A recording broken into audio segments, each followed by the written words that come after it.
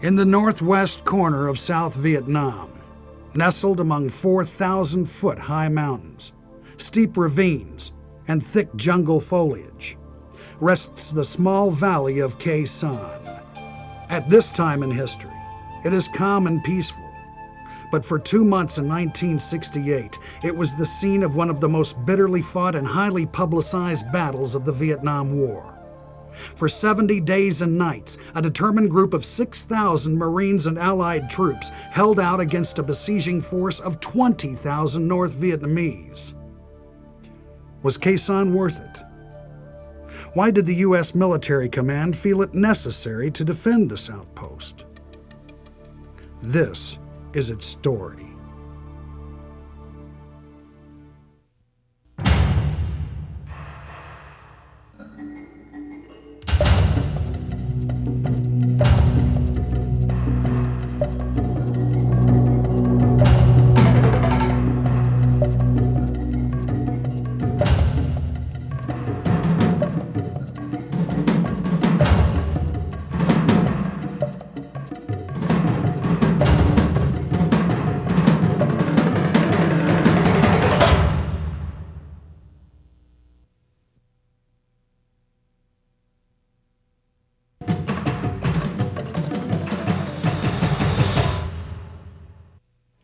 Many times I'm asked what part I think Khe Sanh will play in the history of our country, and it's almost impossible for me to evaluate it since I was so close to the situation.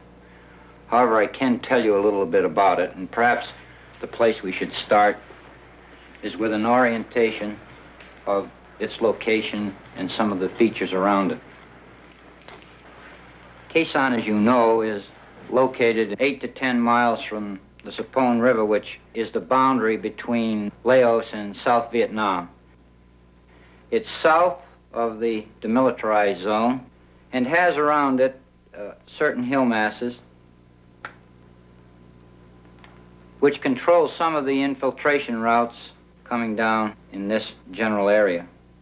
And of course, Route 9, basically the only road in this area, runs from the Laotian border, continues on through and goes almost to the coast of Vietnam.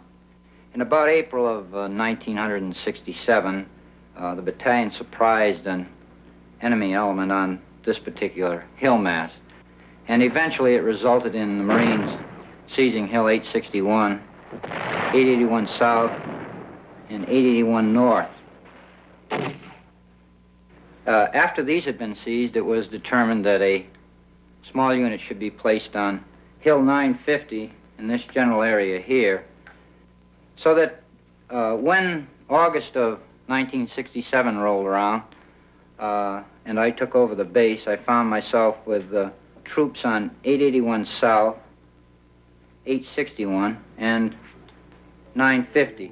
By December of 1967, intelligence sources indicate that 2 North Vietnamese divisions are assembling around the base at Khe Sanh. The Communists could be preparing for a major assault. If the base is to be defended, it will have to be reinforced. The decision is made by General William Westmoreland, top commander of U.S. forces in Vietnam. The Marines will stay and fight. The U.S. begins shoring up its own defenses. Units of the U.S. Navy construction battalions are already at work on the airstrip that will bring vital supplies to sustain the garrison. Marines are busy digging trenches and building bunkers. As reinforcement battalions begin flowing in, planners try to strike a delicate balance between having sufficient men to repel an attack and too many to supply by air. The weeks that follow are relatively quiet. Marine units continue their patrol operations with very little enemy action. Khe Sanh was an important outpost. If the enemy had taken this outpost, I think the province of Quang Tri and the DMZ area would have been in jeopardy.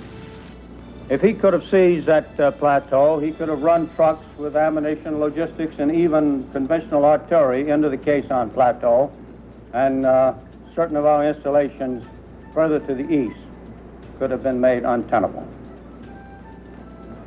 Now, We saw the enemy building up his forces in order to siege and eventually overrun Khe Sanh as he did Dien Bien Phu in 1954. Khe Sanh and Dien Bien Phu. The comparison is natural. In August of 1954, French paratroops had moved into the Viet Minh stronghold, then a part of French Indochina, located in North Vietnam. Bringing in heavy artillery, tanks, and equipment, they prepared for the communist attack led by the North Vietnamese general Vo Nguyen Giap. But the French found themselves outmanned and outfought. They were surrounded, cut off from their source of supplies and reinforcements by a superior artillery, crippled by a lack of air power and crushed relentlessly in Giap's powerful nutcracker. The end was inevitable. The French were overrun, forced to capitulate. The defeat brought an end to nearly 10 years of the Indochina War. 2 months later, the armistice agreement was signed at Geneva. Vietnam was partitioned, and French influence in Southeast Asia collapsed. The Russian communists were quick to congratulate the victors, Ho Chi Minh and his brilliant general Giap. Now, 15 years later, the same General Giap is determined to repeat his victory at Khe Sanh. By January 1968, the stage was set. Inside the 1 by 1/2 mile perimeter of the Marine garrison were 6,000 U.S. Marines, a battalion of South Vietnamese Rangers, and a handful of Air Force and Seabee support troops. Burrowed in bunkers and hidden under the triple canopied foliage that covered the surrounding slopes was the largest and best equipped force ever mustered by the enemy. 20,000 North Vietnamese Army troops. On the 19th of January, there was a recon patrol which had gone out in this general area north of Hill 881 North and ran into considerable trouble, and it really developed into quite a tense situation, but eventually we were able to get them out and brought them back to Hill 881 South. The next day, a full Marine company is dispatched to deal with the enemy force north of Khe Sanh. They run head-on into a battalion of North Vietnamese regulars. The fighting continues all that day, but by nightfall neither side has made any significant progress. With plans to continue the assault the following morning, the Marines return to their base camp on Hill 881 South. They are jolted awake the next morning by heavy mortar, rocket, and artillery fire. The enemy has also launched a simultaneous attack on nearby Hill 861. And that no sooner got started than down here in Khe Sanh Village, CAC unit came under attack by about a battalion. So we had 3 things going at once, and naturally my concern was with all of these forces which are around me. As you can well imagine, I began to become concerned that they might start closing the base. The siege is on. The Americans counter with massive artillery strikes of their own. Allied aircraft began bombing and strafing enemy positions in the hills surrounding Khe Sanh. U.S. commanders know that Khe Sanh is only one part of the North Vietnamese offensive strategy. The Americans are sure a larger attack is coming, but they can only guess at the timing. They guess wrong. The North Vietnamese surprised the American forces by launching a vast, sweeping offensive on the holiday of Tet, the celebration of the Lunar New Year. Shocking numbers of enemy forces strike in more places than the Americans could have imagined possible. The North Vietnamese had been clever. The buildup of forces and ensuing attack on the remote base at Khe Sanh was in large measure a diversion.